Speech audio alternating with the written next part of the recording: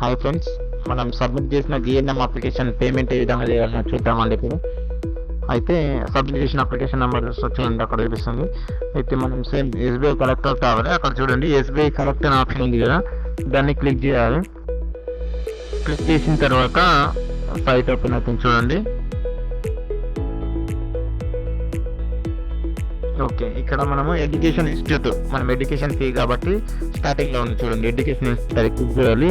Click చేసిన తర్వాత main site open అవుతుంది. అక్కడ ఫస్ట్ ఫిల్టర్ బై స్టేట్ అని ఉంది. స్టేట్ ఏపీ ఏపీ, టీఎస్ అయితే టీఎస్ సెలెక్ట్ చేసుకొని అక్కడ పైన సెల్స్లో కేటగిరీలో నర్స్ అని టైప్ చేసిన తర్వాత కింద వస్తుంది మిడ్ వే నర్స్, అది క్లిక్ చేయగానే వస్తుంది చూడండి. అక్కడ ఇది మనం ఎడ్యుకేషన్ పేమెంట్ కడుతున్నామో చూడండి, అక్కడ Telangana state nurse midwife అని ఉంది కదా, అది కడుతున్నాము. Okay, perfect.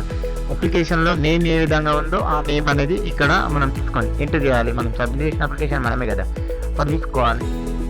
Application number first, application number, candidate name enter చేద్దాం. పేమెంట్ మనకు అక్కడ ఎంత వస్తుందో అదే పేమెంట్ కూడా మనము చేస్తే సరిపోతుంది. మిగతా డీటెయిల్స్ ఫిల్ చేసి క్యాప్చర్ ఎంటర్ చేసి నెక్స్ట్ పెట్టాలి. చూద్దాం, ఇక్కడ మనం క్యాండిడేట్ నేమ్ ఎంటర్ చేస్తున్నాను. క్యాండిడేట్ నేమ్ ఏముంది, సర్టిఫికేట్ అయిన వాళ్ళు మనం అది ఎంటర్ చేశాను.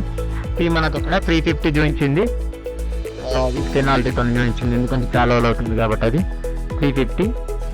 రిమార్క్ అనేది మనం జిఎన్ఎం రెన్యువల్ అని కొట్టచ్చు. ఒకవేళ లేదు అని అంటే మనం ఇక్కడ చూడండి రెన్యువల్ అప్లికేషన్ స్టేటస్లో నోట్ అని వచ్చింది చూడండి, అక్కడ ప్రిస్క్రిప్షన్ అది పెట్టినా కానీ పర్లేదు, మనం అదైనా పెట్టచ్చు, రెన్యువల్ అని పెట్టినా పర్లేదు.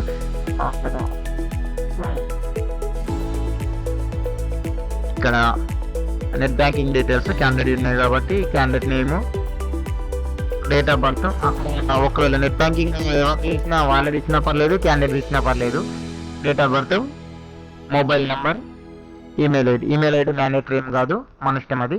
మీకు దీనికి సంబంధించిన సర్టిఫికేట్ పేమెంట్ అయిపోయిన తర్వాత ఎలా డౌన్లోడ్ చేసుకోవాలనేది కూడా లింక్ డిస్క్రిప్షన్లో ఇస్తాను చూడండి. అంటే దానికి డౌన్లోడ్ లింక్ అనేది ఏముండదు, స్టేటస్ చూస్తే ఒకవేళ రెన్యువల్ అవుతే ఆటోమేటికల్లీ మనం ప్రింట్ తీసుకోవాలంటే. దానికి మళ్ళీ ఏమైనా డౌట్ ఉంటే కూడా కామెంట్ చేయండి, చెప్తాను నేను. ఓకే, క్యాప్చర్ ఎంటర్ చేద్దామండి. ఓకే, మనం డీటెయిల్స్ ఎంత అయిపోయింది, మెయిల్ ఐడి చేస్తే చేయొచ్చు, లేకుంటే లేదు, వాళ్ళు ఇస్తున్నారు కాబట్టి నేను ఎంటర్ చేస్తున్నాను.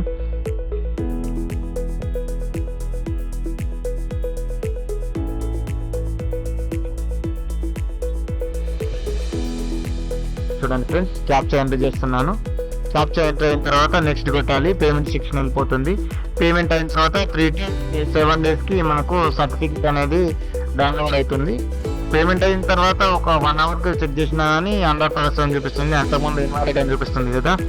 ఒకవేళ ఈ పేమెంట్లో ఏమైనా ప్రాబ్లం ఉంటే 2-3 times చేయండి, సర్వర్ కూడా ఏమైనా ఇష్యూ ఉండొచ్చు. నో ప్రాబ్లం అండి, పేమెంట్ చూద్దాం. నెక్స్ట్ కొట్టిన తర్వాత నేను పేమెంట్ చేసేస్తాను. దీనికి ఏమన్నా డౌట్ ఉంటే కామెంట్ చేయండి. మీకు మరీ ఏమన్నా ప్రాబ్లం ఉంటే కామెంట్ చేస్తే నా మెయిల్ ఐడి పెట్టాను, దానికి మీ డీటెయిల్స్ పంపించినా పర్లేదు, నేను చూపిస్తాను మీకు ఏ విధంగా అనేది. ఓకే ఫ్రెండ్స్, పేమెంట్లోనే ప్రాబ్లం ఉంది అందరికీ. ఈ వీడియో ద్వారా మీకు క్లారిఫై అయిందని నేను అనుకుంటున్నాను. Thank you friends, bye.